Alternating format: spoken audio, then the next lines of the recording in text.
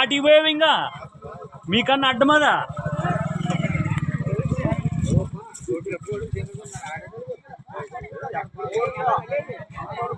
ఆడే ఫుడ్ తిరిగాడమ్మా అది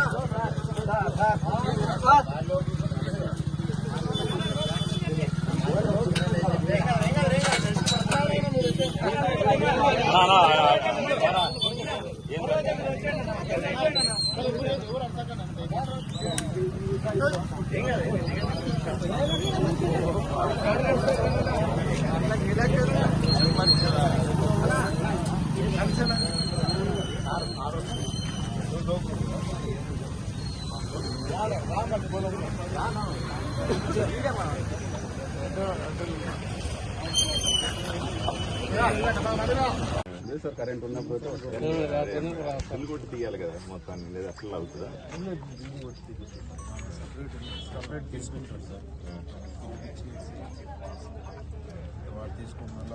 ఏ రోజులు అయిపోతా తీయడం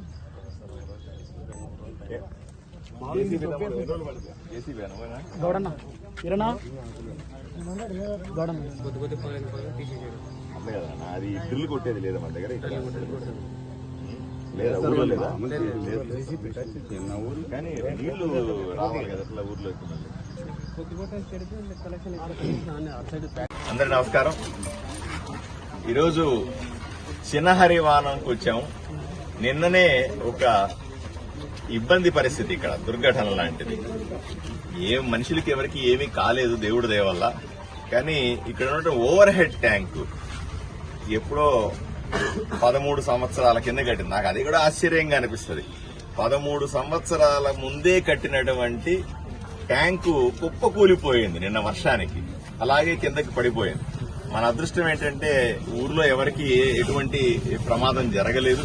ఆ సమయంలో అక్కడ మనుషులు లేరు, వర్షం పడుతూ ఉండొచ్చు. అంత 5 నిమిషాల ముందే ట్యాంకును పోయి పైకి ఒకసారి మనిషి చూసి వచ్చాడు, కుప్ప కూలిపోయింది. అందువల్ల ఈ విషయాన్ని తెలుసుకున్న వెంటనే ఈ రోజు పొద్దున్నే నేను ఇక్కడికి వచ్చినాను. ఆ ట్యాంకు వాడిని పరిశీలించాను, పూర్తిగా కొలాప్స్ అయింది. వెంటనే చర్యలు మొదలుపెట్టాం. ఆ ట్యాంకును జేసీబీలతో కొట్టి చిన్న చిన్న ముక్కలుగా తీసి బయటికి పడేస్తాం.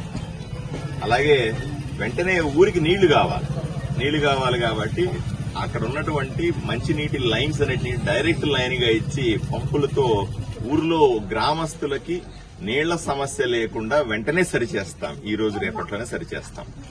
తర్వాత ఇక్కడ నేరుగా పంపు చేయాలంటే కొంచెం వాటర్ సమస్య ఉందని మా నాయకులంతా చెప్తా ఉన్నారు. దాన్ని కూడా వెంటనే కరెంటు ఏర్పాట్లు ఉండేలాగా చేసి గ్రామస్తులకు ఇబ్బంది లేకుండా చేస్తాం. రెండవది, కొత్త ట్యాంకు కట్టాల్సి. ఇప్పుడు 2 విచిత్రమైన విషయాలు ఆలోచన చేయండి.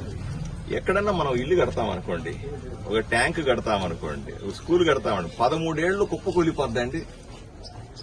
ఎంత నాణ్యత లేకుండా కట్టి ఉంటారు ఆ సందర్భంలో. నేను అందుకనే ప్రతి ఒక్క క్షణం చెప్తాను, ప్రభుత్వం నుంచి వచ్చే డబ్బులు కాంట్రాక్టర్లు బాధ్యతగా తీసుకుని దాంట్లో కక్కుర్తి పడకుండా నాణ్యతలో లోపాలు లేకుండా చేస్తే 10 కాలాల పాటు ఉంటాయి.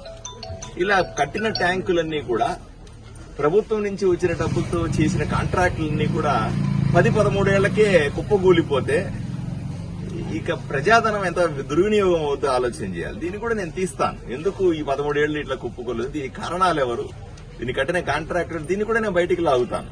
అది కూడా తప్పు. అసలు అది నా హయాంలో అట్లా జరగడానికి వీల్లేదు. మీరు 2-3 రోజులుగా చూసి ఉంటారు. రకరకాల కాంట్రాక్టుల మీద ఊర్లో నేను ప్రశ్నిస్తా ఉన్నాను.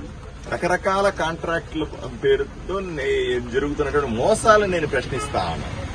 చేసిన పనినే మళ్లీ చేసినట్టుగా చూపెట్టి చాలా మంది కాంట్రాక్టర్లు, ఈ 60-40 ఉన్నటువంటి 2 కుటుంబాలకు సంబంధించిన కాంట్రాక్టర్లు వీళ్ళు ఇదే చేస్తారు. రోడ్డు వేసి ఉంటారు, మళ్ళీ దాని మీద రోడ్డు వేసామని చూపించి బిల్లు తీసుకుంటారు. పని చేసినే ఉంటది, మళ్ళీ పని చేశామని చెప్పి బిల్లు తీసుకుంటారు. నేను దీని మీద నా గొడవంతా ఇదే ఈ ఊర్లో. ఈ 60-40కి సంబంధించి 2 కుటుంబాల కాంట్రాక్టర్లు ఎవరైతే ఉన్నారో వీళ్ళు చేసే పనులన్నీ ఇట్లాగే ఉంటాం. ఈ దుర్మార్గాలు, అందువల్ల నా పోరాటం అంతా. లేకపోతే 13 ఏళ్లలో పడిపోయే ట్యాంక్ అండి, ఆలోచన చేయండి సార్. ఎక్కడైనా ట్యాంక్ నేను మళ్ళీ ఈసారి ట్యాంక్ కట్టిస్తాను చూడండి. కనీసం 50-100 ఏళ్ళు ఉండాలి ఒక ట్యాంక్. ఏదైనా ఓ ఇల్లు కడితే కనీసం 100 ఏళ్ళు ఉంటుందా ఉండదా చెప్పండి. ఓ ట్యాంక్ కడితే, ఇంకా గట్టిగా కడితే, ఊరికి ఉపయోగపడే ట్యాంక్ కడితే బ్రహ్మాండంగా 100 ఏళ్ళు నడవాలి. అది ఉండంగానే ఇంకోటి కట్టుకునే పరిస్థితి ఉండాలా. అలా ఒకటి మాత్రం ఈ గ్రామస్తులకు అందరికీ నేను గట్టిగా చెప్తాను, శాశ్వతంగా మంచి ట్యాంక్ ని ఏర్పాటు చేసి బ్రహ్మాండంగా ఈ సమస్య 13 ఏళ్లు కాదు, ఇంకొక 50 ఏళ్లకు కూడా ట్యాంకు సమస్య లేని విధంగా మంచి ట్యాంక్ నిర్మిస్తాం. ఇక్కడ వాళ్ళకి సమస్య లేకుండా చేస్తాము. రాబోయే రోజుల్లో మంచి ప్లేస్ చూసి దానికి తగ్గ ఎస్టిమేట్లు వెంటనే అది యుద్ధ ప్రాతిపదికన చేయిస్తాము. ఇది ఎప్పుడో వేస్తాము 2 ఏళ్లకు 3 ఏళ్లకు అనట్లే. యుద్ధ ప్రాతిపదికన నేనే వెంటనే ఇంజనీర్లతో మాట్లాడి, వెంటనే ఈతో మాట్లాడి, ఎంపీడీఓ గారు ఉన్నారు, వీళ్ళందరినీ ముందు పెట్టి వెంటనే పనులు మొదలుపెట్టాయి. వీలైనంత తొందరగా పనులు మొదలుపెట్టి ఆ ట్యాంకును కట్టించి వీళ్లకు అబ్బా చాలా బాగా చేశారండి ఇక్కడ మా ఊరికి అనే విధంగా. ఎందుకంటే నేను 2-3 రోజుల కింద నేను ఇక్కడికి వచ్చి కరెక్ట్ గా 2 రోజులు కూడా కాలే, 2 రోజుల ముందే ఈ ఊర్లో పర్యటన చేశాను. ఆ రోజు కూడా నేను నాకు రాగానే ఊరికి వస్తాను ట్యాంక్ చూపించారు. ట్యాంక్ చూపించి ఊర్లో కూడా చాలా మందితో అన్నా, ఆ ట్యాంక్ ఎప్పుడు పడిపోద్దాయేమో అయ్యా, భయంకరంగా ఉంది అని ఊర్లో చాలా మంది నాయకులతో అన్నా నేను ఆ రోజు. అదృష్టం కదా, ఎవరికి ప్రాణాలకి ఏం కాలేదు. అంటే ఏదైనా సరే సంతోషమైన రోజు, జనాలకి ఏం కాలేదు. వాటి వెంటనే స్పందిస్తున్నారు. అధికారులందరూ ఇక్కడ ఉన్నారు, ఆర్డబ్ల్యూఎస్ అధికారులు ఉన్నారు, ఎంపీడీఓ గారు ఉన్నారు, ఇంజనీర్ గారు ఉన్నారు, మిగతా తెలుగుదేశం పార్టీ, జనసేన సంబంధించిన నాయకులంతా ఉన్నారు మాతో పాటుగా. వీళ్ళందరూ బాధ్యతలు తీసుకుంటాం. 100% ప్రజలకు ఇబ్బంది లేకుండా చేస్తాం.